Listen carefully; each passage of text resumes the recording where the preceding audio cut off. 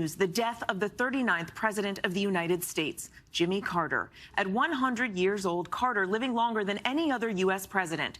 He served just 4 years in the White House and went on to transform the role of former presidents, traveling the globe as a fierce defender of human rights. Carter also enjoying an incredible love story with his wife, Rosalind Carter. The couple partners in every sense of the word, married for 77 years. President Biden addressing the nation a short time ago, calling Carter a statesman. The other tributes pouring in tonight, the flag at the White House now at half-staff, and New York's Empire State Building lit up in red, white, and blue. Tonight, we look back at Carter's remarkable life and legacy, beginning with ABC's Steve Osunsami, who conducted the final interview with Carter and his late wife, Rosalind, leading us off tonight from Georgia. Former President Jimmy Carter had just celebrated his 100th year on this earth and had been long retired to his small country home in Plains, Georgia, about 3 hours south of Atlanta. He died peacefully this afternoon, surrounded by his family on a Sunday. And for a religious man who was famous for his Sunday school lessons at his hometown church, this was, for many, a fitting day to cross over. I, Jimmy Carter, do solemnly swear that I will. He is the longest-lived U.S. president in history, celebrated today by leaders around the world. U.S. Senator Mitch McConnell. President Carter lived a truly American dream. After every season when life led him to lofty service far from home, he came back home again. Former President Bill Clinton and former Secretary of State Hillary Clinton. Guided by his faith, President Carter lived to serve others until the very end. President-elect Donald Trump. The challenges Jimmy faced as president came at a pivotal time for our country, and he did everything in his power to improve the lives of all Americans. For that, we all owe him a debt of gratitude. President Joe Biden. America and the world, in my view, lost a remarkable leader. He was a statesman and humanitarian. And Jill and I lost a dear friend. Jimmy Carter lived a life measured not by words, but by his deeds. President Carter, this was the very last television interview in the summer of 2021 with his wife Rosalind by his side, celebrating their 75th wedding anniversary.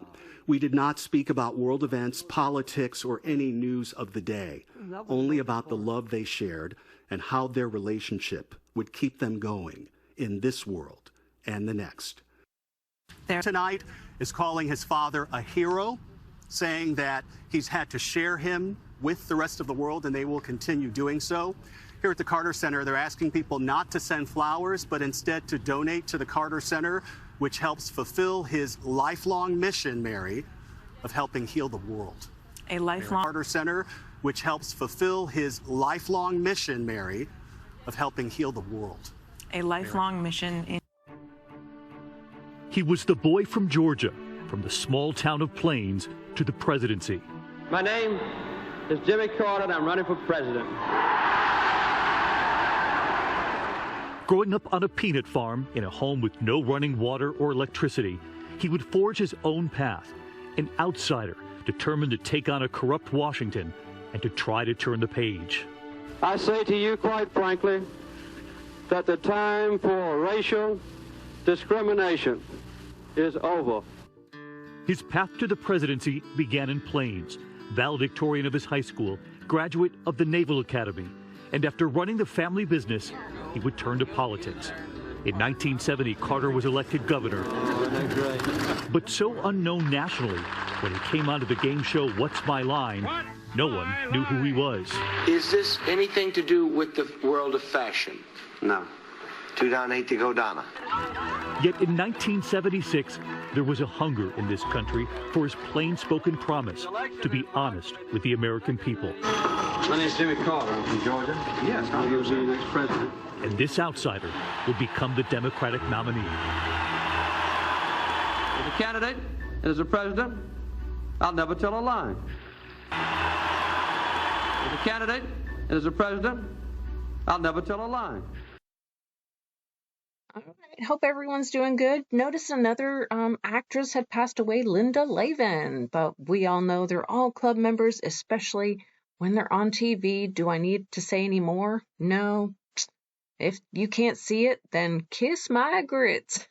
Now, that was the line from Alice back in the show. It was a good show back in those days. Yep. Can't say more. But anyway, as for Jimmy Carter, well, interesting they showed this picture, that lady there looks not like a lady. I'm just saying.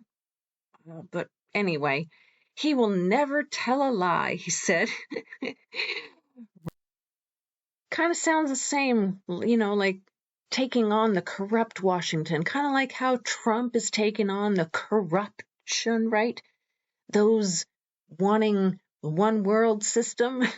And then they say he will never tell a lie, he said. Seriously, wow. And as for his wife, are they two men? Are they opposites? Look, I don't know. All I'm saying is her shoulders seemed very manly. Just saying. But as for them receiving all kinds of awards, just like all presidents and those in the club do, we all know. And his son calling him a hero, whatever. We see right here with this picture alone, they're all in the club. They all give only club members awards. And that's exactly how all leaders currently are, club members.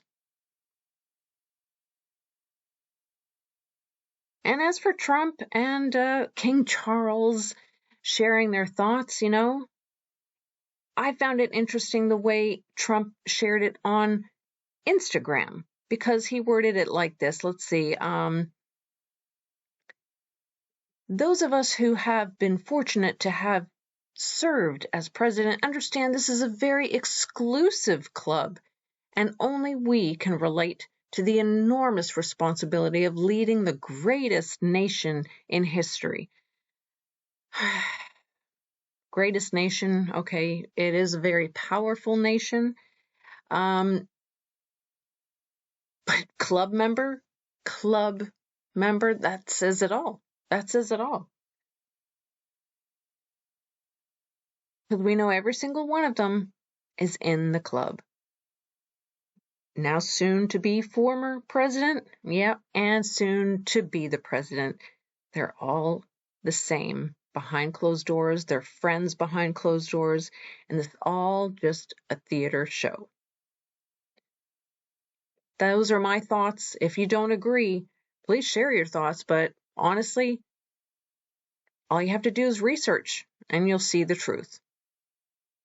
Because the Hegelian dialectic, that's how he became president. Both sides are corrupt to the core.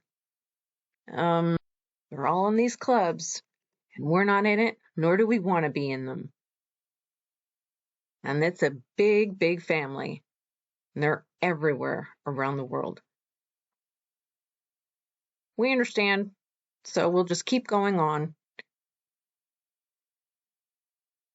We'll just keep trusting in Jesus and holding on to the Word of God that has